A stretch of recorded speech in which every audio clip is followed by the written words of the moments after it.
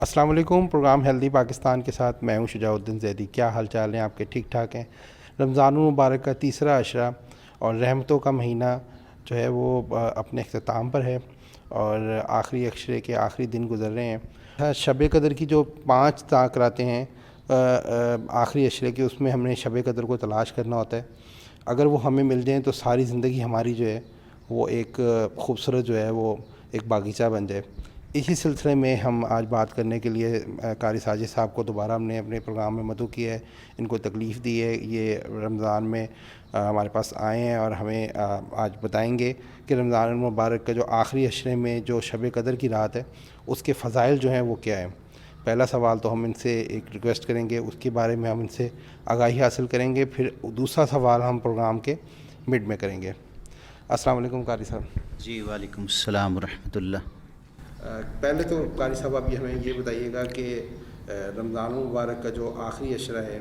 اس کی جو طاق راتیں ہیں اس میں ہم نے تلاش کرنا ہے شب قدر کو، اور شب قدر جو ہے وہ کیا ہے اس کے بارے میں ہمیں بتائیں، اس کی فضائل ہمیں آپ تھوڑے سے بتائیں ہمارے ویورز کو۔ بسم اللہ الرحمن الرحیم،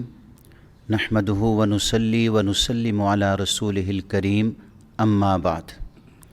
محترم شجاع بھائی صاحب، رمضان کا آخری عشرہ جو ہے اس لحاظ سے بڑا اہم ہے کہ اس میں 2 عبادات، ایک عظیم الشان 2 عبادات ہیں جو تمام امت مسلمہ اس کو ادا کرتی ہے۔ ایک تو عبادت اعتکاف کی عبادت ہے، جس کے بارے میں نبی کریم صلی اللہ علیہ وسلم نے ارشاد فرمایا کہ جو شخص اللہ کی رضا کے لیے رمضان کے آخری عشرے میں اعتکاف کرتا ہے، اللہ تبارک و تعالی اس کو 2 حج اور 2 عمروں کا ثواب عطا فرماتے ہیں۔ اسی طرح فرمایا کہ جو شخص 1 دن اور 1 رات کا اعتکاف کرے گا، اللہ تبارک و تعالی اس کے اور جہنم کے درمیان میں 3 خندقوں کے برابر جو ہے وہ فاصلہ فرما دیں گے، اور آپ نے مثال دے کر فرمایا کہ 1 خندق کا فاصلہ جو ہے وہ زمین اور آسمان کے درمیان جو خلا ہے اس سے بھی زیادہ ہے۔ تو یہ اعتکاف جیسی عبادت جو ہے اللہ تبارک و تعالی نے ہمیں آخری عشرے میں عطا فرمائی۔ آپ علیہ الصلاۃ والسلام ہمیشہ اعتکاف فرمایا کرتے تھے، اور 1 سال کسی وجہ سے آپ نے اعتکاف نہیں فرمایا تو پھر آپ نے اس سال 20 دنوں کا اعتکاف فرمایا۔ تو ایک تو یہ اعتکاف کی عبادت ہے، اور دوسری عبادت جو ہے جو اس عشرے کی ہمیں نبی علیہ الصلاۃ والسلام کے ذریعے سے عطا ہوئی، وہ ہے لیلۃ القدر کی تلاش۔ سورۃ القدر کے اندر اللہ تبارک و تعالی ارشاد فرما رہے ہیں کہ انا انزلناہ فی لیلۃ القدر وما ادراک ما لیلۃ القدر، کہ ہم نے اس قرآن مجید کو لیلۃ القدر کے اندر نازل فرمایا،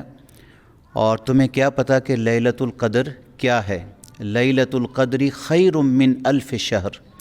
کہ لیلۃ القدر جو ہے یہ 1000 مہینوں سے بہتر ہے۔ تو شجاع بھائی، اس امت محمدیہ صلی اللہ علیہ وسلم کا یہ خاص اعزاز ہے کہ یہ محنت تھوڑی کرتی ہے، اللہ پاک اس کو ثواب بہت زیادہ عطا فرماتے ہیں۔ ایک روز اللہ کے نبی صلی اللہ علیہ وسلم نے صحابہ کرام رضوان اللہ علیہم اجمعین کے سامنے مختلف انبیاء علیہم الصلاۃ والسلام اور مختلف لوگوں کے واقعات بیان فرمائے کہ انہوں نے اللہ کی کتنی عبادت کی۔ مثال کے طور پر حضرت نوح علیہ السلام، جن کی عمر 950 سال سے زائد تھی، اور اسی طرح اور بہت سارے اصحاب کے اور لوگوں کے آپ نے نام بتائے کہ جنہوں نے 400 سال 500 سال جو ہے وہ عبادت کی، اور وہ اللہ کے حضور میں اس طرح حاضر ہوں گے کہ ان کے پاس اتنی بڑی عبادت موجود ہوگی۔ تو چونکہ صحابہ کرام رضوان اللہ علیہم اجمعین ہمیشہ یہ کوشش کرتے تھے کہ کسی طرح سے نیکیوں کے اندر آگے بڑھ جائیں، تو بڑی حسرت کے ساتھ صحابہ کرام نے نبی کریم صلی اللہ علیہ وسلم سے یہ کہا کہ ہماری عمریں تو بہت تھوڑی ہیں، 100 سال یا اس سے کم، تو ہم اتنی زیادہ عبادت اللہ کے حضور میں کس طرح پیش کر سکیں گے؟ تو صحابہ کرام رضوان اللہ علیہم اجمعین کی اس بے چینی کو دیکھ کر اللہ تبارک و تعالی نے حضرت جبرائیل علیہ السلام کے ذریعے سے یہ سورہ مبارکہ جو ہے یہ نازل فرمائی، اور اس میں فرمایا کہ ایک رات کی جو عبادت ہے وہ 1000 مہینوں سے بہتر، یعنی 83 سال اور 4 ماہ تقریباً بنتے ہیں۔ گویا جو اس رات میں یہ عبادت کرے گا اللہ تبارک و تعالی اس کو 83 سال اور 4 ماہ کی عبادت کے برابر ثواب عطا فرمائیں گے۔ اور ایک سب سے اہم چیز یہ ہے کہ نبی کریم صلی اللہ علیہ وسلم نے آخری عشرے کی طاق راتوں میں اس کو تلاش کرنے کا حکم دیا، یعنی 21ویں، 23ویں، 25ویں، 27ویں، 29ویں، یہ 5 راتیں ہیں،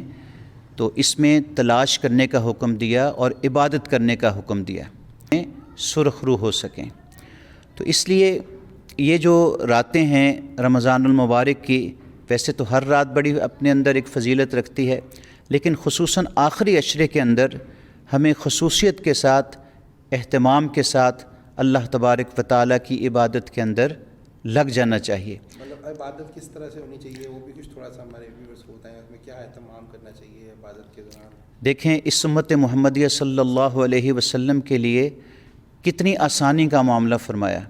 نبی کریم صلی اللہ علیہ وسلم نے یہ ارشاد فرمایا کہ اگر تم کسی مصروفیت کی وجہ سے، دنیاوی کاموں کی وجہ سے پوری رات عبادت نہیں کر سکتے تو اتنا کرو کہ عشاء کی نماز جماعت سے پڑھ لو، اللہ پاک تمہیں آدھی رات کا ثواب عطا فرما دیں گے، اور فجر کی نماز جماعت سے پڑھ لو تو اللہ تبارک و تعالیٰ تمہیں پوری رات کا ثواب عطا فرما دیں گے۔ تو ان راتوں کے اندر یہ کوشش کرنی چاہیے کہ اللہ تبارک و تعالیٰ کو کسی طریقے سے راضی کیا جا سکے، اور اپنے پچھلے گناہوں سے اللہ تبارک و تعالیٰ سے بخشش اور مغفرت طلب کی جائے۔ کوئی خاص طریقہ جو ہے وہ ہمیں نہیں بتایا گیا، تو کوشش یہی کرنی چاہیے کہ اللہ کو کسی طریقے سے راضی کر لیں۔ آپ یہ جو حالات اس وقت دیکھ رہے ہیں پوری دنیا کے اندر، وبا جو ہے یہ پھیلی ہوئی ہے، کرونا پھیلا ہوا ہے، یہ ہم بہت سارے جو ہے وہ سینیٹائزر کا استعمال کرتے ہیں، بہت سارے اور دوائیوں کا استعمال کرتے ہیں، لیکن ہمیں ایک بات کی طرف بھی توجہ دینی چاہیے کہ ہم اللہ کے حضور میں توبہ اور استغفار کا بھی اہتمام کریں۔ جب اللہ کی ناراضگی ہوتی ہے تو پھر اس قسم کے عذاب جو ہیں یہ امت پر آتے ہیں، تو ہمیں کوشش کرنی چاہیے کہ ہم اس رمضان کے اندر اور خصوصاً اس راتوں کے اندر اللہ سے خوب توبہ اور استغفار کریں، اللہ سے بخشش مانگیں، اور اللہ کو راضی کرنے والے جو ہیں وہ کام کر لیں۔ اللہ تبارک و تعالیٰ جب راضی ہو جائیں گے تو سارے ہمارے کام سیدھے ہو جائیں گے۔ اللہ کے نبی صلی اللہ علیہ وسلم معصوم تھے۔ معصوم کا کیا مطلب ہے؟ کہ آپ سے گناہ نہیں سرزد ہو سکتا، اور یہ معصومیت کا جو لفظ ہے یہ صرف پیغمبر کی ذات کے لیے بولا جاتا ہے۔ اس کے باوجود آپ علیہ الصلاۃ والسلام ارشاد فرماتے ہیں کہ میں 100 دفعہ استغفار صبح بھی کرتا ہوں اور 100 دفعہ استغفار شام کو بھی کرتا ہوں۔ یہ گویا امت کو بتلانا مقصود تھا کہ آپ بھی یہ عمل کریں، اور جب آپ صبح استغفار کریں گے تو رات کے گناہ اللہ معاف فرما دیں گے، اور جب رات کو کریں گے تو دن کے اللہ تبارک و تعالیٰ گناہ جو ہیں وہ آپ کے معاف فرما دیں گے۔ اور پھر یہ دیکھیں نبی کریم صلی اللہ علیہ وسلم نے ان راتوں کے اندر بہت عبادات کی۔ حضرت عائشہ رضی اللہ تعالیٰ عنہ فرماتی ہیں کہ آپ علیہ الصلاۃ والسلام آخری عشرے میں اپنی کمر مبارک کو کس لیتے تھے، خود بھی جاگتے تھے اور ازواج مطہرات کو بھی جگاتے تھے، تاکہ اللہ کو راضی کر لیں، اللہ کی عبادت کر لیں، اور اللہ کی ہم پکڑ سے جو ہے وہ محفوظ رہ جائیں۔ تو اللہ کے نبی صلی اللہ علیہ وسلم نے دیکھیں عبادت کا حق ادا فرمایا۔ اللہ کے نبی صلی اللہ علیہ وسلم کو اللہ پاک مخاطب کر کے فرما رہے ہیں سورہ انشراح کے اندر کہ فَإِذَا فَرَغْتَ فَانْصَبْ وَإِلَىٰ رَبِّكَ فَارْغَب، کہ اے نبی صلی اللہ علیہ وسلم جب آپ سارے اپنے کاموں سے فارغ ہو جائیں تو آپ اللہ کی عبادت کے اندر لگ جائیں۔ اور آپ دیکھیں آپ علیہ الصلاۃ والسلام نے اس کا حق ادا فرمایا کہ سجدے میں گئے ہیں تو ساری رات سجدے میں پڑے ہوئے ہیں، اور صحابہ کرام کو تشویش ہو گئی کہیں روح مبارک پرواز نہ کر گئی، پھر کھڑے ہیں تو پاؤں مبارک پہ ورم آ گیا، اتنی عبادت فرمائی۔ حالانکہ بخشے بخشائے تھے، لیکن اصل میں یہ تعلیم امت کو دینا تھی کہ آپ بھی اس طریقے سے اپنے وقت کو قیمتی بنائیں، فرصت کے لمحات کو قیمتی بنائیں، اور خصوصاً یہ رمضان کا مہینہ تو ماہ غفران ہے کہ اس میں اللہ کی بخشش انتہا درجے کی ہے۔ ایک دن جمعہ کا دن تھا، نبی کریم صلی اللہ علیہ وسلم مسجد نبوی تشریف لائے۔ آپ نے پہلی سیڑھی پہ قدم رکھا، آمین کہی، دوسری سیڑھی پہ قدم رکھا، پھر آمین کہی، تیسری سیڑھی پہ قدم رکھا، پھر آمین کہی۔ حضرات صحابہ کرام رضوان اللہ علیہم اجمعین آپ علیہ الصلاۃ والسلام کی ایک ایک ادا کو دیکھتے تھے۔ جب انہوں نے یہ دیکھا کہ آج خلاف معمول اللہ کے نبی نے آمین کہی ہے تو کیا بات ہوئی؟ صحابہ کرام نے پوچھا، یا رسول اللہ صلی اللہ علیہ وسلم، آج ہم نے خلاف معمول یہ واقعہ دیکھا کہ آپ نے آمین کہی۔ تو نبی کریم صلی اللہ علیہ وسلم نے ارشاد فرمایا کہ ابھی ابھی میرے پاس جبرائیل علیہ السلام آئے تھے اور انہوں نے 3 بد دعائیں کی ہیں، اور میں نے ان بد دعاؤں پر آمین کہی ہے۔ وہ 3 بد دعائیں کیا تھیں؟ ایک تو یہ تھی کہ برباد ہو شخص، ہلاک ہو وہ شخص جس نے اپنے والدین کو پایا اور ان کی خدمت کر کے اس نے اللہ سے بخشش اور مغفرت حاصل نہ کی، اس پر میں نے آمین کہی۔ پھر دوسری یہ فرمایا کہ تباہ و برباد ہو وہ شخص کہ جس نے رمضان کا مہینہ پایا اور اس نے اللہ سے اپنے گناہوں کی بخشش اور مغفرت حاصل نہ کی، تو پھر اس پر بھی میں نے آمین کہی۔ اور تیسری بد دعا یہ تھی کہ تباہ و برباد ہو وہ شخص، ہلاک ہو وہ شخص جس کے سامنے میرا نام نامی اور اسم گرامی آئے اور وہ صلی اللہ علیہ وسلم نہ کہے، اس پر بھی میں نے آمین کہی۔ اب یہاں پر علماء نے ایک نقطہ نکالا کہ اللہ کے نبی صلی اللہ علیہ وسلم تو اپنی امت کو ہمیشہ اس حال میں دیکھنا چاہتے تھے کہ وہ جنت کی طرف جائے، اور آپ علیہ الصلاۃ والسلام کی زبان مبارک سے کبھی بھی بد دعا نہیں نکلی، تو آپ علیہ الصلاۃ والسلام نے حضرت جبرائیل علیہ السلام کی اس بد دعا پر آمین کیوں کہی؟ تو علماء نے اس کا یہ جواب دیا ہے کہ رمضان المبارک ایسا مہینہ ہے کہ اللہ تبارک و تعالیٰ کی بخشش انتہا پہ ہوتی ہے۔ اللہ تبارک و تعالیٰ اس انتظار میں ہوتے ہیں کہ بندہ کب میری طرف متوجہ ہو اور میں اس کو معاف کر دوں۔ چنانچہ علماء لکھتے ہیں کہ اگر بندہ جو ہے اپنے منہ سے صرف اتنے الفاظ نکال دے، یا اللہ مجھے معاف فرما دے، یا اللہ مجھے معاف فرما دے، اتنے الفاظ کہنے سے ہی اللہ پاک اس کی بخشش اور مغفرت فرما دیتے ہیں۔ بہت شکریہ قاری صاحب، آپ نے ہمیں اتنی اچھی طریقے سے رمضان المبارک کے آخری عشرے میں جو لیلۃ القدر کی ہمیں راتیں ملیں گی اس کے فضائل کے بارے میں ہمیں بتایا، اتنی اچھی طریقے سے ہمیں سمجھایا۔ اب جیسا کہ آپ کو معلوم ہے کہ ہمارا چینل جو ہے وہ ہیلتھ سے ریلیونٹ ہے، اب ایک بہت امپورٹنٹ سوال ہے، مجھے یہ بتائیے گا، ہمارے ویورز کو بتائیے گا کہ نماز کے بارے میں ہمیں یہ بتائیں کہ نماز ہمارا ایک دین کا رکن جو ہم پہ فرض ہے، اس کے روحانی فوائد جو ہیں وہ ہمیں کچھ تھوڑے سے بتائیے گا، اور آخری میں ہمیں یہ بتائیے کہ نماز ہماری جو ہے وہ جسمانی زندگی پہ کس طرح اثر ہوتی ہے اور کس طرح ہمیں اس کے جسمانی فوائد ملتے ہیں، وہ ہمیں کچھ تھوڑے سے ویورز کو بتائیے گا۔ جی محترم شجاع بھائی، نماز کے روحانی اور جسمانی بہت سارے فوائد ہیں۔ اللہ تبارک و تعالی نے نماز جو ہے ہمارے اوپر فرض فرمائی ہے، ان الصلاۃ کانت علی المؤمنین کتابا موقوتا، کہ بے شک مومنوں کے اوپر نماز جو ہے یہ وقت مقررہ پہ فرض کی گئی ہے۔ آپ کو معلوم ہے کہ جب اللہ کے نبی صلی اللہ علیہ وسلم معراج پر تشریف لے گئے تھے تو نماز اس وقت اس امت پہ فرض کی گئی، اور پہلے 50 نمازیں تھیں، لیکن نبی علیہ الصلاۃ والسلام بار بار اللہ کے پاس جاتے رہے اور تخفیف کی درخواست کرتے رہے، تو اللہ تبارک و تعالی نے 50 کی جگہ 5 نمازیں فرض فرمائیں، لیکن یہ ساتھ فرمایا کہ لا تبدیل لکلمات اللہ، ہم نے جو پہلے کہا اس کے مطابق ہی عمل ہوگا کہ آپ کی امت جو ہے یہ نمازیں تو 5 پڑھے گی، لیکن ہم اس کو جو ہے وہ 50 نمازوں کے برابر ثواب عطا فرمائیں گے۔ تو یہ نماز جو ہے یہ روحانی طور پر آپ دیکھیں اور جسمانی طور پر بھی دیکھیں تو ہمارے اندر ایک بہت بڑی تبدیلی پیدا کرتی ہے۔ روحانی طور پر دیکھیں کہ ہم وضو کرتے ہیں جس سے ہمارے جسم کے اعضاء جو ہیں وہ صاف ہوتے ہیں، جراثیم سے پاک ہوتے ہیں، اور پھر جب ہم اللہ کی بارگاہ میں حاضر ہوتے ہیں تو صاف ستھرے بن کر صاف کپڑے پہن کر آتے ہیں، جس سے انسان کو ایک تسکین ملتی ہے۔ اور اسی کے بارے میں فرمایا کہ الطہور شطر الایمان، کہ صفائی جو ہے یہ نصف ایمان ہے۔ تو انسان جو ہے وہ اللہ کے بارگاہ میں جب جاتا ہے اور اللہ کے سامنے کھڑا ہوتا ہے تو اس وقت وہ بالکل اپنے آپ کو پاک صاف کر کے اللہ کے پاس آتا ہے، جس سے بیماریوں سے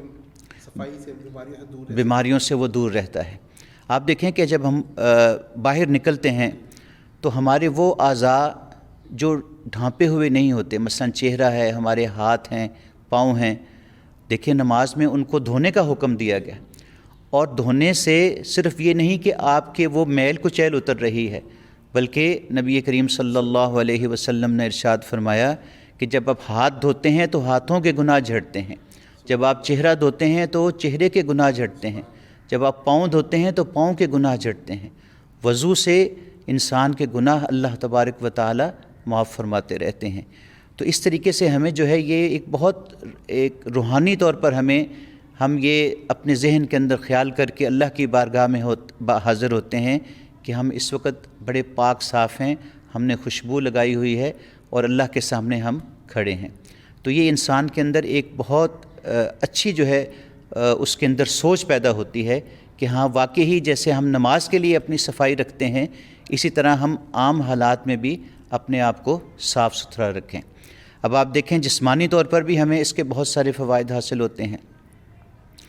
صرف ایک چیز کی آپ کو مثال دیتا ہوں کہ یہ جو نماز کے اندر ایک رکن ہے سجدہ، انسان جب سجدے کی حالت میں ہوتا ہے تو یہ اللہ کے بہت قریب ہوتا ہے، اور سجدے کی حالت میں آپ دیکھیں کہ انسان کے تمام اعضاء جو ہیں وہ اللہ کے حضور میں جھکے ہوئے ہوتے ہیں، جسم کا ایک ایک حصہ جو ہے وہ اللہ کے حضور میں جھکا ہوا ہوتا ہے، اور یہ سجدہ جو ہے یہ اللہ تبارک و تعالیٰ کو بہت پسند ہے، اس لیے اللہ تبارک و تعالیٰ فرماتے ہیں کہ تو سجدہ کر اور میرے قریب آ جا۔ میں نے ایک کتاب کے اندر ایک سائنسدان کا واقعہ پڑھا جس کو نوبل پرائز ملا، تو اس سے یہ پوچھا گیا کہ تم نے یہ نوبل پرائز کس طرح حاصل کیا؟ تو اس نے کہا کہ جی میں نے ایک خاص ورزش کی ہے کہ جس سے مجھے یہ نوبل پرائز ملا ہے۔ تو اس سے پوچھا گیا جی ہاں کیا آپ نے خاص ورزش کی؟ اس نے کہا کہ میں دن میں 15 منٹ جو ہے وہ الٹا لٹکتا ہوں، یعنی اپنا سر زمین کی طرف کرتا ہوں اور پاؤں جو ہیں وہ آسمان کی طرف کرتا ہوں۔ اس سے کیا ہوا کہ میرا دماغ جو ہے وہ تیز ہو گیا، اور اللہ تبارک و تعالیٰ نے مسلمانوں کو 5 وقت میں آپ دیکھیں کہ کتنے سجدے عطا فرما دیے کہ وہ انہیں یہ ورزش کرنے کی ضرورت ہی نہیں، اور جب وہ سجدے کی حالت میں ہیں تو جسم کا پورا خون جو ہے ان کے دماغ کی طرف منتقل ہو جاتا ہے۔ تو اس لحاظ سے آپ دیکھیں کہ جسمانی طور پر بھی نماز کے کتنے فائدے ہیں۔ اور پھر یہ دیکھیں کہ آپ نے جو صلحاء ہیں، اللہ کے جو نیک بندے ہیں، ان کے چہروں پر ایک خاص نور دیکھا ہوگا۔ اس نور کی کیا وجہ ہے کہ وہ اللہ کے حضور میں سب سے زیادہ سجدے کرنے والے ہوتے ہیں۔ حضرت عبداللہ بن مسعود رضی اللہ تعالیٰ عنہ نبی کریم صلی اللہ علیہ وسلم کے خاص صحابی تھے اور مفسر قرآن بھی تھے۔ ان کے بارے میں آتا ہے کہ وہ اللہ کے حضور میں اتنے سجدے کرتے تھے کہ ملائکہ بھی ان کے سجدوں سے حیران ہو جاتے تھے۔